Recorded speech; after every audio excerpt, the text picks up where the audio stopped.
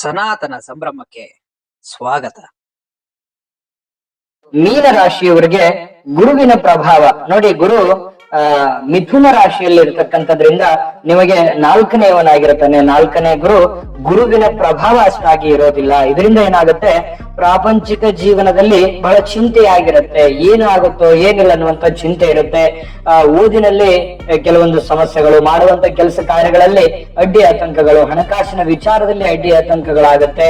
ಕೆಲವೊಂದು ಜನಗಳ ಪ್ರಭಾವಗಳು, ನೀವು ಯಾರನ್ನೋ ನಂಬಿರ್ತೀರಿ ಬಟ್ ನಿಮ್ಮನ್ನ ಯಾರು ನಂಬಿರಲ್ಲ. ಅದರಿಂದ ಮನಸ್ಸಿಗೆ ಸ್ವಲ್ಪ ಚಿಂತೆ ಆಗುತ್ತೆ, ಮನಸ್ತಾಪ ಇರುತ್ತೆ. ಎಲ್ಲೊಂದು ಕಡೆ ಮನಸ್ಸಿನಲ್ಲಿ ನೋವಿರುತ್ತೆ, ಯಾರ ಹತ್ರನೂ ಹೇಳ್ಕೊಳಕ್ ಆಗಲ್ಲ. ಅಂದುಕೊಂಡಂತ ಕೆಲಸ ಕಾರ್ಯಗಳು ಏನಾಗುತ್ತೋ ಏನಿಲ್ಲ ಅನ್ನುವಂತಹ ಕೆಲವೊಂದು ವಿಚಾರಗಳು ಮನಸ್ಸಿನಲ್ಲಿ ಓಡ್ತಾ ಇರತಕ್ಕಂಥದ್ದು ದ್ವಂದ್ವವಾಗಿರ್ತಕ್ಕಂಥ ನಿಲುವಾಗಿರುತ್ತೆ. ಯಾಕಂತಂದ್ರೆ ನಿರ್ದಿಷ್ಟವಾಗಿರ್ತಕ್ಕಂಥ ನಿರ್ಧಾರ ತೆಗೆದುಕೊಳ್ಳೋದ್ರಲ್ಲಿ ಸ್ವಲ್ಪ ಎಡಗುವಂತದ್ದು, ಅಂದ್ರೆ ಎಸ್ ನೋ ಸಿಚುವೇಶನ್ ಇರುತ್ತೆ. ಹಾಗಾಗಿ ಸ್ಟ್ರಾಂಗ್ ಆಗಿ ನಿರ್ಧಾರ ತಗೊಳ್ಳಲ್ಲ. ಸಡನ್ ಆಗಿ ನಿರ್ಧಾರ ತಗೊಂಡ್ಬಿಟ್ಟಾಗ ಅದರಲ್ಲಿ ಕೆಲವೊಂದು ಸೋಲುಗಳಾಗುವಂತದ್ದು, ಅವಾಗ ಅನ್ಕಂಫರ್ಟಬಲ್ ಫೀಲ್ ಆಗುತ್ತೆ. ಧೈರ್ಯದಿಂದ ಮುನ್ನುಗ್ಗೋಕೆ ಕೂಡ ಯೋಚನೆ ಮಾಡ್ಬೇಕಾಗತ್ತೆ. ಇಂಥವೆಲ್ಲ ಕೆಲವೊಂದು ಸಿಚುವೇಶನ್ಗಳು ನೀವು ಜೀವನದಲ್ಲಿ ಹಿಂದೆನೂ ಕೂಡ ನೋಡಿರ್ತೀರಿ. ಬಟ್ ಆದ್ರೆ ಇಲ್ಲಿ ಕೆಲವೊಂದು ಎಚ್ಚರಿಕೆಗಳನ್ನ ನೀವು ಅನುಸರಿಸಬೇಕಾಗತ್ತೆ. ಮಾಡುವಂತ ಕೆಲಸ ಕಾರ್ಯಗಳು ಸ್ವಲ್ಪ ಆಗುತ್ತೆ ಅನ್ನೋಷ್ಟೊತ್ತಲ್ಲಿ ಸ್ವಲ್ಪ ಸಡನ್ ಆಗಿ ನಿಂತು ಹೋಗುವಂತದ್ದು, ವಿಘ್ನಗಳಾಗೋದು, ಅನೇಕ ರೀತಿಯಲ್ಲಿ ಅಡ್ಡಿ ಆತಂಕಗಳಿರುತ್ತೆ. ಈಗ ಯಾರೋ ಬಂಧುಗಳು ಅಥವಾ ಮಿತ್ರರು, ಸ್ನೇಹಿತರು ಅಂತ ನೀವು ಎಲ್ಲರನ್ನು ಬಹಳ ವಿಶ್ವಾಸದಿಂದ ನಂಬಿಡ್ತೀರಿ, ಅಥವಾ ಅವರು ನಿಮ್ಮನ್ನ ನಂಬಲ್ಲ, ಅಥವಾ ನೀವು ನಿಮ್ಮ ಒಳಗುಟ್ಟನ್ನ ನೀವು ಅವ್ರಿಗೆಲ್ಲರಿಗೂ ಹೇಳ್ಬಿಡ್ತೀರಿ. ಆಮೇಲೆ ಅದು ಓವರ್ಟೇಕ್ ಮಾಡ್ಬಿಡ್ತಾರೆ, ನಿಮ್ಮ ಒಂದು ಪ್ಲಾನ್ ಅನ್ನೇ ಅವ್ರು ಕಾಪಿ ಮಾಡ್ಬಿಡ್ತಾರೆ. ಈ ರೀತಿಯಾಗಿರ್ತಕ್ಕಂಥ ಸನ್ನಿವೇಶಗಳು ಕೂಡ ಇರ್ತಕ್ಕಂಥದ್ದು. ಸ್ವಲ್ಪ ತಾಳ್ಮೆ ಅನ್ನುವಂಥದ್ದು ಬೇಕು, ಸಮಾಧಾನ ಅನ್ನುವಂಥದ್ದು ಬೇಕು. ತಾಳ್ಮೆ ಇತ್ತು ಅಂತಂದ್ರೆ ಖಂಡಿತ ಅನುಕೂಲ ಆಗುತ್ತೆ. ಜೊತೆಗೆ ಆರೋಗ್ಯದ ಬಗ್ಗೆ ಬಹಳ ಎಚ್ಚರಿಕೆಯನ್ನ ನೀವು ಅನುಸರಿಸಲೇಬೇಕಾಗತ್ತೆ. ಯಾಕಂತಂದ್ರೆ ಮೀನ ರಾಶಿಯಲ್ಲಿ ಅಂದ್ರೆ ನಿಮ್ಮದೇ ಒಂದು ರಾಶಿಯಲ್ಲಿ ಅಂದ್ರೆ ಒಂದನೇ ಶನಿ ಪರಮಾತ್ಮ ಇರ್ತಕ್ಕಂಥದ್ದು, ಜೊತೆಗೆ ಗುರುವಿನ ಪ್ರಭಾವವು ಕೂಡ ಕ್ಷೀಣಿಸ್ತಕ್ಕಂಥದ್ರಿಂದ ಏನಾಗುತ್ತೆ, ಸ್ವಲ್ಪ ಆರೋಗ್ಯದ ಬಗ್ಗೆ ಕಾಳಜಿಯನ್ನ ವಹಿಸ್ತಕ್ಕಂಥ ಪ್ರಯತ್ನವನ್ನ ಮಾಡ್ಕೋಬೇಕಾಗತ್ತೆ. ಇನ್ನು ಈ ಹೆಂಡತಿ ಮಕ್ಕಳು ಅಥವಾ ಪತಿ ಈ ರೀತಿ ಸ್ವಲ್ಪ ಮನೆಯಲ್ಲಿ ಚಿಕ್ಕ ಪುಟ್ಟದಾಗಿರ್ತಕ್ಕಂಥ ಅನಾರೋಗ್ಯ ಇರ್ತವೆ, ಆಗಿಂದಾಗ್ಲೇ ಹೋಗಿ ಹಾಸ್ಪಿಟ್ಲಿಗೆ ತೋರಿಸ್ಬಿಡ್ಬೇಕು, ಸಮಸ್ಯೆ ಏನಿಲ್ಲ. ಜೊತೆಗೆ ಎಲ್ಲಾ ಕೆಲಸಗಳಲ್ಲಿ ಏನಾಗುತ್ತೆ, ಸ್ವಲ್ಪ ನಿಧಾನ ಆಗುತ್ತೆ. ಸ್ಪೀಡ್ ನೀವೇನೋ ಒಂಥರ ಸ್ಪೀಡ್ ಮಾಡ್ಬೇಕು ಅಂತ ಪ್ಲಾನ್ ಮಾಡಿರ್ತೀರಿ, ಬಟ್ ಸ್ಪೀಡ್ ಆಗಲ್ಲ. ಆದ್ರೆ ಅತ್ಯಂತ ಪ್ರಯತ್ನ ಪಟ್ರೆ ಅಂದುಕೊಂಡಂತ ಕಾರ್ಯದಲ್ಲಿ ಯಶಸ್ಸು ಅನ್ನುವಂಥದ್ದು ಖಂಡಿತವಾಗ್ಲೂ ಇರುತ್ತೆ. ಸ್ವಲ್ಪ ಖರ್ಚು ಜಾಸ್ತಿ ಇರುತ್ತೆ ಈ ತಿಂಗಳಲ್ಲಿ. ಅನವಶ್ಯಕವಾಗಿರುವಂತ ತಿರುಗಾಟ ಇರ್ಬೋದು, ಅನವಶ್ಯಕವಾಗಿರುವಂತ ಖರ್ಚು ಇರ್ಬೋದು. ಖರ್ಚಿಗೆ ನೀವು ಕಡಿವಾಣ ಹಾಕ್ಬೇಕಾಗತ್ತೆ. ಸ್ವಲ್ಪ ಏನೋ ಒಂಥರ ಪ್ಲಾನ್ ಮಾಡ್ಕೊಂಡು ಅದರಲ್ಲಿ ನಷ್ಟ ಮಾಡ್ಕೊಳ್ಳುವಂತ ಸನ್ನಿವೇಶ ಕೆಲವೊಂದು ಜನರಿಗೆ ಇರುತ್ತೆ. ಹಾಗಾಗಿ ಏನೇ ಪ್ಲಾನ್ ಮಾಡ್ತಾ ಇದ್ರು ಕೂಡ ಪಕ್ಕಾ ಪರ್ಫೆಕ್ಟ್ ಆಗಿ ಯೋಚನೆ ಮಾಡಿ ಅಳೆದು ತೂಗಿ ನೀವು ಪ್ಲಾನ್ ಮಾಡ್ಕೋಬೇಕಾಗತ್ತೆ. ಎಕ್ಸಾಂಪಲ್ ಹೇಳ್ಬೇಕಂದ್ರೆ ಯಾವ ಒಂದು ವ್ಯವಹಾರ ಮಾಡ್ತೀರಾ, ನೀವು ದುಡ್ಡು ಇನ್ವೆಸ್ಟ್ಮೆಂಟ್ ಮಾಡ್ತೀರಾ, ಲಾಸ್ ಮಾಡ್ಕೊತೀರಿ. ಅದಕ್ಕಿಂತಲೂ ಆ ಕ್ಷೇತ್ರದಲ್ಲಿ ಯಾರು ನುಗ್ತಿದ್ದಾರೆ, ಯಾರು ನಿಪುಣರಿದ್ದಾರೆ, ಅವ್ರ ಗೈಡೆನ್ಸ್ ತಗೊಳ್ಳುವಂತ ಪ್ರಯತ್ನ ಮಾಡಿ. ಇಲ್ಲ ಬೇರೆಯವರು ಎಲ್ಲೆಲ್ಲಿ ಫೇಲ್ಯೂರ್ ಆಗಿದ್ದಾರೆ ಅದನ್ನ ಕ್ಯಾಲ್ಕುಲೇಷನ್ ಮಾಡ್ಕೊಂಡು ನೀವು ಅದರಿಂದ ಬುದ್ಧಿ ಕಲಿಬೇಕು. ನೀವೇ ನಷ್ಟವನ್ನ ಅನುಭವಿಸಿ ಬುದ್ಧಿ ಕಲಿತ್ರೆ ಇಲ್ಲಿ ಸಮಯ ಇರೋದಿಲ್ಲ. ಹಾಗಾಗಿ ಇದ್ರ ಬಗ್ಗೆ ಗಮನ ಹರಿಸ್ಬೇಕಾಗತ್ತೆ. ಜೊತೆಗೆ ವಿನಾಕಾರಣ ದುಂದು ವೆಚ್ಚ ಕೂಡ ಆಗುವಂತ ಸಾಧ್ಯತೆಗಳಿರುತ್ತೆ. ಸ್ವಲ್ಪ ಅದಕ್ಕೆ ನೀವು ಕಡಿವಾಣ ಹಾಕ್ಬೇಕಾಗತ್ತೆ. ಸ್ವಲ್ಪ ಏನಾಗುತ್ತೆ, ಈ ಸ್ಥಿರ ಆಸ್ತಿ ಸಂಬಂಧ ಅಥವಾ ಯಾವುದೋ ಆಸ್ತಿ ವಿಚಾರಕ್ಕೆ ಸಂಬಂಧ ಏನೋ ವಾದ ವಿವಾದಗಳು ಇರುವಂತ ಸನ್ನಿವೇಶಗಳು ಇರುತ್ತೆ. ಅದನ್ನ ತಾಳ್ಮೆಯಿಂದ ಬುದ್ಧಿವಂತಿಕೆಯಿಂದ ಸರಿ ಮಾಡಿಕೊಳ್ಳುವಂತ ಒಂದು ಪ್ರಯತ್ನವನ್ನ ನೀವಿಲ್ಲಿ ಮಾಡ್ಕೋಬೇಕಾಗತ್ತೆ. ಜೊತೆಗೆ ಈ ಶನಿ ಮಹಾತ್ಮನ ಪ್ರಭಾವ ಯಾವ ಪ್ರಕಾರದಲ್ಲಿ ಇರುತ್ತೆ ಅನ್ನುವಂಥದ್ದು, ಜೊತೆಗೆ ಈ ತಿಂಗಳಲ್ಲಿ ನೀವು ಅನುಸರಿಸಲೇಬೇಕಾಗಿರತಕ್ಕಂತ ಕೆಲವು ಮುಖ್ಯವಾದ ವಿಚಾರಗಳು ಇದಾವೆ. ತುಂಬಾ ಉಪಯೋಗ ಆಗುತ್ತೆ. ವಿಡಿಯೋ ನಿಮಗೆ ಇನ್ನು ಮೇಲೆ ಅದ್ಭುತವಾದಂತ ವಿಚಾರಗಳಿದೆ, ಕೊನೆ ತನಕ ನೋಡಿ, ಅಂದ್ರೆ ನಿಮ್ಗೆ ವಿಡಿಯೋದ ಮಾಹಿತಿ ಗೊತ್ತಾಗುತ್ತೆ. ಇನ್ನು ನೋಡಿ, ಈ ಗುರುವಿನ ಪ್ರಭಾವ ಏನಾಗುತ್ತೆ ಅಂತಂದ್ರೆ, ಕೆಲವೊಂದು ಯಾರನ್ನೋ ನಂಬಿ ದುಡ್ಡು ಕೊಟ್ಬಿಡ್ತೀರಿ, ಅವ್ರ ಕಡೆಯಿಂದ ಮತ್ತೆ ವಾಪಸ್ ಬರಲ್ಲ. ನೀವು ಯಾವ್ದೋ ಒಂದು ಪತ್ರಕ್ಕೆ ಸಹಿ ಹಾಕಿರ್ತೀರಿ, ಅಲ್ಲಿ ಏನೋ ಒಂಥರ ಮೋಸ ಇರುತ್ತೆ. ಯಾವ್ದೋ ಹಣಕಾಸಿನ ವ್ಯವಹಾರ ಮಾಡಿರ್ತೀರಿ, ಅಲ್ಲಿ ಮೋಸ ಆಗುವಂತ ಸಾಧ್ಯತೆ ಇರುತ್ತೆ. ನಿಮ್ಮ ಗುಟ್ಟಿನ ವಿಚಾರಗಳನ್ನ ಯಾರೋ ನಮ್ಮವ್ರು ಅಂತ ತಿಳ್ಕೊಂಡು ಹೇಳಿರ್ತೀರಿ, ಅಲ್ಲೂ ಕೂಡ ಸಮಸ್ಯೆ ಆಗುತ್ತೆ. ಇದ್ರ ಬಗ್ಗೆ ನೀವೆಲ್ಲ ಇದನ್ನೆಲ್ಲ ನಾವು ಪಾಯಿಂಟ್ ಔಟ್ ಮಾಡ್ತಾ ಇದೀವಲ್ಲ, ಇದು ಮೈನಸ್ ಪಾಯಿಂಟ್ ಅಲ್ಲ. ಇದ್ರ ಬಗ್ಗೆ ಜಾಗರೂಕರಾಗಿರ್ಬೇಕು, ನಿಮ್ಗೆ ಒಳ್ಳೆ ಫಲ ಸಿಗುತ್ತೆ ಅನ್ನುವಂತ ಮಾಹಿತಿ ಇದನ್ನ ನಿಮ್ ಗಮನದಲ್ಲಿ ಇಟ್ಕೋಬೇಕಾಗತ್ತೆ.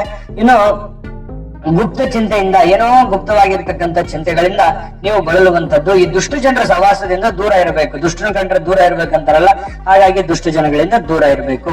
ಇನ್ನು ಈ ವರ್ಷದಲ್ಲಿ ಶನಿ ಮಹಾತ್ಮನ ಪ್ರಭಾವ ನೋಡಿ. ಶನಿ ಒಂದನೇ ಮನೆಯಲ್ಲಿ ಇರ್ತಾರೆ, ಅಂದ್ರೆ ಈ ಮೀನ್ ರಾಶಿಯಲ್ಲೇ ಶನಿ ಇರ್ತಕ್ಕಂಥದ್ರಿಂದ ಶನಿಯ ಪ್ರಭಾವ ಬಹಳಷ್ಟು, ಅಂದ್ರೆ ನಿಮಗೆ ಸಡೆಸಾತ್ ಶನಿಯ ಮಧ್ಯ ಭಾಗ ಅಂತ ಹೇಳ್ಬೋದು. 2.5 ವರ್ಷ ಕಂಪ್ಲೀಟ್ ಮುಗಿಸ್ಕೊಂಡು ಈಗ ಮುಂದೆ 5 ವರ್ಷದ ಈ ಮಧ್ಯಭಾಗದಲ್ಲಿ ನೀವಿರ್ತಕ್ಕಂಥದ್ದು. ಅಂದ್ರೆ ಈ ಶನಿ ಪರಮಾತ್ಮ ನೀವು ಅಂದ್ರೆ ಈ ಸಡೆಸಾತ್ ಶನಿ ಮಧ್ಯಭಾಗದಲ್ಲಿ ಇದ್ದೀರಿ. ಹಾಗಾಗಿ ಇಲ್ಲಿ ನೀವು ಅತ್ಯಂತ ಎಚ್ಚರಿಕೆಯನ್ನ ಸಮಯವನ್ನ ಸರಿಯಾಗಿ ಅರ್ಥೈಸಿಕೊಂಡು ನೀವು ಮುಂದೆ ಹೋಗುವಂತ ಪ್ರಯತ್ನವನ್ನ ಮಾಡ್ಕೋಬೇಕು. ಪಾಪದಿಂದ ಬಂದಿರತಕ್ಕಂತ ದುಡ್ಡನ್ನ ಮುಟ್ಟಬಾರದು, ಕೆಲವೊಂದು ಕೆಟ್ಟ ಕೆಲಸಗಳನ್ನ ಮಾಡ್ಲಿಕ್ಕೆ ಹೋಗ್ಬಾರ್ದು.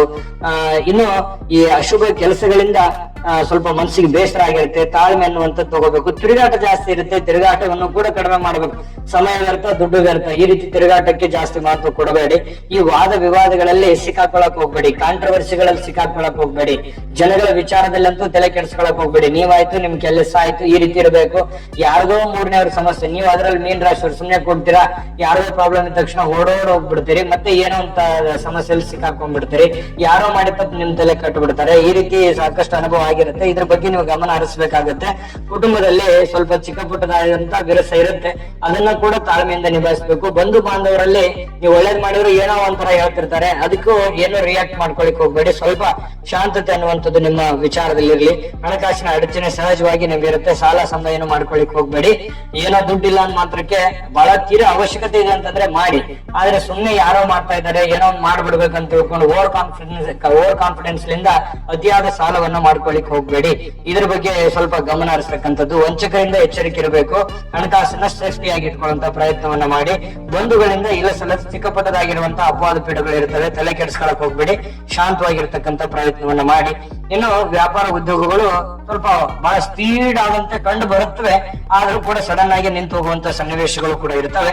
ಅದ್ರ ಬಗ್ಗೆನೂ ಕೂಡ ಸ್ವಲ್ಪ ಬುದ್ಧಿವಂತಿಕೆಯಿಂದ ಇಲ್ಲಿ ವ್ಯವಹರಿಸುವಂತ ಪ್ರಯತ್ನವನ್ನ ನೀವಿಲ್ಲಿ ಮಾಡ್ಕೋಬೇಕಾಗತ್ತೆ. ಇನ್ನು ನೀವು ವಿಶೇಷವಾಗಿ ನೌಕರದಾರ ಆಗಿದ್ರೆ, ಸರ್ಕಾರಿ ಅಥವಾ ಅರೆ ಸರ್ಕಾರಿಯಲ್ಲಿ ನೀವು ವಿಶೇಷವಾಗಿ ಕೆಲಸ ಮಾಡ್ತಾ ಇದ್ರೆ, ಮೇಲಧಿಕಾರಿಗಳು ನಿಮ್ಮೊಡನೆ ಪ್ರೀತಿ ವಿಶ್ವಾಸಗಳಿಂದ ನಡೆದುಕೊಳ್ಳುವಂತ ಸಾಧ್ಯತೆಗಳು ಇದ್ರೂ ಕೂಡ ನೀವು ನಿಮ್ಮ ಒಳಗುಟ್ಟನ್ನ ನೀವು ಬಿಟ್ಕೊಡ್ಲಿಕ್ಕೆ ಹೋಗ್ಬಾರ್ದು. ಬಡ್ತಿ, ಪ್ರಮೋಷನ್ ಈ ರೀತಿ ಅವಕಾಶಗಳೇನೋ ಇದಾವೆ. ಹೆಚ್ಚಿನ ಪರಿಶ್ರಮವನ್ನ, ಎಫರ್ಟ್ ಅನ್ನ ನೀವು ಹಾಕಿದ್ರೆ ಖಂಡಿತವಾಗ್ಲೂ ಅವಕಾಶ ಇದೆ. ಇನ್ನು ನಿಮ್ಮ ಕರ್ತವ್ಯದಲ್ಲಿ ಚ್ಯುತಿ ಆಗದಂತೆ, ತಪ್ಪಾಗದಂತೆ ಎಚ್ಚರಿಕೆಯನ್ನು ವಹಿಸಬೇಕು. ಅಂದ್ರೆ ನಿಮ್ಮ ಕೆಲಸಕ್ಕೆ ಒಂದು ಗೌರವ ಬರುತ್ತೆ. ಇನ್ನು ನೀವು ವಿಶೇಷವಾಗಿ ವ್ಯಾಪಾರಸ್ಥರಾಗಿದ್ರೆ, ಯಾವುದೇ ತರದ ವ್ಯಾಪಾರ ವಹಿವಾಟು ಇರ್ಬೋದು, ಬಿಸ್ನೆಸ್ ಇರ್ಬೋದು, ನಿಮ್ಮ ವ್ಯಾಪಾರ ಉದ್ಯೋಗದಲ್ಲಿ ಬಹಳ ಪ್ರಗತಿ ಅನ್ನುವಂಥದ್ದು ಕಂಡು ಬರುತ್ತೆ. ಈ ವರ್ಷದಲ್ಲಿ ಏನು ಸಡೆಸಾತ್ ಶನಿ ಇದೆ, ಮತ್ತೆ ಗುರುಬಲ ಇಲ್ಲ ಅಂದ್ ಮಾತ್ರಕ್ಕೆ ನಿಮ್ಗೇನೋ ತೊಂದರೆನೇ ಆಗ್ಬಿಡುತ್ತೆ, ಸಮಸ್ಯೆನೇ ಆಗ್ಬಿಡುತ್ತೆ ಅಂತಿಲ್ಲ. ಖಂಡಿತ ನಿಮ್ಮ ಪರಿಶ್ರಮಕ್ಕೆ ಒಂದು ತಕ್ಕಂತೆ ಒಂದು ಫಲ ಇರುತ್ತೆ. ಕಷ್ಟಗಳು ಇರುತ್ತೆ, ಸವಾಲುಗಳು ಇರುತ್ತೆ. ಆ ಸವಾಲುಗಳನ್ನ ನಾವು ಈ ವಿಡಿಯೋದುದ್ದಕ್ಕೂ ಹೇಳಿದೀವಲ್ಲ, ಆ ಎಚ್ಚರಿಕೆಗಳನ್ನ ನೀವು ಅನುಸರಿಸಿದ್ರೆ ಖಂಡಿತವಾಗ್ಲೂ ಒಂದು ಒಳ್ಳೆ ಫಲ ಸಹಜವಾಗಿ ನಿಮ್ಗೆ ಸಿಗ್ತಾ ಇರ್ತಕ್ಕಂಥದ್ದು. ಸಮಯವನ್ನ ಸರಿಯಾಗಿ ಸದ್ಬಳಕೆಯನ್ನ ಮಾಡ್ಕೋಬೇಕು. ವಿಶೇಷವಾಗಿ ವ್ಯಾಪಾರಸ್ಥರು ಅಧಿಕ ಧನಲಾಭವನ್ನು ಸಿಗುವಂತ ಸಾಧ್ಯತೆಗಳಿದೆ. ಸ್ವಲ್ಪ ಮಿತ್ರರಿಗೆ ನೀವು ಅತಿಯಾಗಿ ನಂಬುವಂತ, ಅತಿ ಆದ್ರೆ ಅಮೃತ ವಿಷ ಆಗುತ್ತಂತಾರಲ್ಲ, ಅತಿ ಬೇಡ. ನಿಮ್ಮ ಹಿಡಿತದಲ್ಲಿ ಇಟ್ಕೊಂಡು ನಿಮ್ಮ ಕೆಲಸವನ್ನ ಮಾಡ್ಕೊಳ್ಳಿ.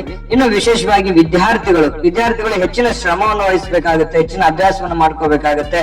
ನೆನಪಿನ ಶಕ್ತಿ ಸ್ವಲ್ಪ ಕುಂಠಿತ ಆಗುವಂತ ಸನ್ನಿವೇಶಗಳು ಇದ್ರೂ ಕೂಡ ನೀವು ಸ್ವಲ್ಪ ಒಳ್ಳೆ ಫಲ ಅಂತೂ ನಿಮ್ಗೆ ಸಿಗುತ್ತೆ. ಸ್ವಲ್ಪ ಮೊಬೈಲ್ ಬಳಕೆ ಕಡಿಮೆ ಮಾಡ್ಕೊಳ್ಳಿ. ಓದಿನ ಮೇಲೆ ಜಾಸ್ತಿ ಸ್ವಲ್ಪ ಕಾನ್ಸಂಟ್ರೇಷನ್ ಮಾಡ್ಕೊಂಡ್ರೆ ಸಾಕು, ಒಳ್ಳೆ ಫಲ ನಿಮ್ಗೆ ಸಿಗ್ತಕ್ಕಂಥದ್ದು. ಸ್ವಲ್ಪ ಅತ್ಯಂತ ಅವಶ್ಯಕವಾಗಿರ್ತಕ್ಕಂಥ ಸಾಧನೆಯನ್ನ ವಿದ್ಯಾರ್ಥಿಗಳು ಕೂಡ ಮಾಡುವಂತ ಸಾಧ್ಯತೆಗಳಿದೆ. ಏನ್ ಚಿಂತೆ ಮಾಡ್ಲಿಕ್ಕೆ ಹೋಗ್ಬೇಡಿ.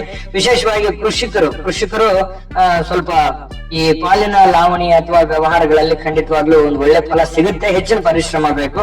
ಹಣದ ಒಂದು ಒಳಹರಿವು ವಿಚಾರಕ್ಕೆ ಸಂಬಂಧಪಟ್ಟಂಗೆ ಕಡಿಮೆ ಇರುತ್ತೆ, ಆದ್ರೆ ಇರುವಂತ ದುಡ್ಡನ್ನು ಯಾವ ರೀತಿ ಭದ್ರಪಡಿಸಬೇಕು ಅನ್ನುವಂಥದ್ರ ಬಗ್ಗೆ ಎಚ್ಚರಿಕೆಯನ್ನು ವಹಿಸಬೇಕಾಗುತ್ತೆ. ಇನ್ನು ಈ ವರ್ಷದಲ್ಲಿ ನಿಮಗೆ ಅಶುಭವಾಗಿರ್ತಕ್ಕಂಥ ಮಾಸಗಳು, ತಿಥಿಗಳು, ವಾರಗಳು, ನಕ್ಷತ್ರಗಳು ಯಾವುದು ಅನ್ನೋದ್ರ ಬಗ್ಗೆ ಮುಖ್ಯವಾಗಿ ತಿಳಿಸೋಣ. ಅದಕ್ಕಿಂತ ಮುಂಚೆ ಈ ವಿಡಿಯೋದಲ್ಲಿ ಕೆಲವೊಂದು ಎಚ್ಚರಿಕೆಗಳನ್ನ ಹೇಳಿದೀವಲ್ಲ, ಅದನ್ನ ನೀವು ಫಾಲೋ ಮಾಡಿದ್ರೆ ಈ ವರ್ಷ ನಿಮಗೆ ಅದ್ಭುತವಾದಂತ ವರ್ಷ ಆಗುತ್ತೆ. ನೀವು ಮಾಡುವಂತ ಕಾರ್ಯಗಳಲ್ಲಿ ಕೂಡ ನೀವು ಅತ್ಯಂತ ಯಶಸ್ಸನ್ನ ಪಡ್ಕೋತೀರಿ ಅನ್ನುವಂಥದ್ದು ನಿಮ್ಮ ಗಮನದಲ್ಲಿ ಇರಲಿ ಅನ್ನುವಂತ ಮಾತನ್ನ ಹೇಳ್ತಾ ನಿಮಗೆ ಈ ಮುಖ್ಯವಾದ ವಿಚಾರ ತಿಳಿಸೋಣ. ಅದಕ್ಕಿಂತ ಮುಂಚೆ ನಿಮ್ಮ ಅನಿಸಿಕೆ, ಅಭಿಪ್ರಾಯ ಕಾಮೆಂಟ್ ಮಾಡೋದ್ರ ಮೂಲಕ ತಿಳಿಸಿ.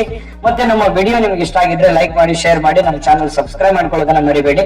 ವಿಡಿಯೋ ಕೆಳಗಡೆ ಡಿಸ್ಕ್ರಿಪ್ಷನ್ ಲಿಂಕ್ ಇದೆ, ಅಲ್ಲೂ ಕೂಡ 12 ರಾಶಿಯವರ ಯುಗಾದಿ ವರ್ಷ ಭವಿಷ್ಯದ ಒಂದು ಮಾಹಿತಿಗಳು ಸಿಗ್ತವೆ. ನಿಮ್ಗೆ ಇಷ್ಟವಾಗಿರುವಂತ ಮಾಹಿತಿಯನ್ನ ನೋಡ್ಕೊಂಡು ತಿಳ್ಕೊಳ್ಳಿ ಅನ್ನುವಂತ ಮಾತನ್ನ ಹೇಳ್ತಾ, ನೋಡಿ ಈ ವರ್ಷದಲ್ಲಿ ಫಾಲ್ಗುಣ ಮಾಸ ಮತ್ತೆ 5, 10, 15ನೇ ತಿಥಿಗಳು ಶುಕ್ರವಾರ, ಆಶ್ಲೇಷ ನಕ್ಷತ್ರ ಇವು ಘಾತಕವಾಗಿರ್ತಕ್ಕಂಥದ್ದು, ಅಷ್ಟಾಗಿ ಶುಭಕರವಾಗಿ ಇರೋದಿಲ್ಲ. ಶುಭವಾಗಿರ್ತಕ್ಕಂತ ವಾರ ತಿಥಿಗಳಲ್ಲಿ ನಿಮ್ಮ ಶುಭವಾದಂತ ಕೆಲಸಗಳನ್ನ ಮಾಡ್ಕೊಳ್ಳಿ, ಒಳ್ಳೆ ಫಲಗಳಿದೆ, ಭಗವಂತನ ಕೃಪೆ ಇದೆ. ಜೊತೆಗೆ ನಿಮಗೆ ನಿಮ್ಮದೇ ಆದಂತ ಕೆಲವೊಂದು ಪರಿಹಾರದ ಬಗ್ಗೆನೆ ಒಂದು ವಿಡಿಯೋಗಳು ಬರ್ತವೆ, ಅದನ್ನ ನೋಡ್ಕೊಳ್ಳಿ, ಆ ರೀತಿ ಪರಿಹಾರ ಮಾಡ್ಕೊಳ್ಳಿ. ಖಂಡಿತವಾಗ್ಲೂ ಒಳ್ಳೆ ಫಲ ಸಿಗುತ್ತೆ. ಒಳ್ಳೆ ಫಲ ಸಿಗಲಿ, ಅನ್ನಪೂರ್ಣೇಶ್ವರಿ ಸಕಲ ಅಷ್ಟೈಶ್ವರ್ಯಗಳನ್ನ ಕೊಟ್ಟು ಕರುಣಿಸ್ಲಿ ಅಂತ ಪ್ರಾರ್ಥನೆ ಮಾಡ್ಕೊಳ್ತಾ ಸರ್ವೇ ಜನಃ ಸುಖಿನೋ ಭವಂತು.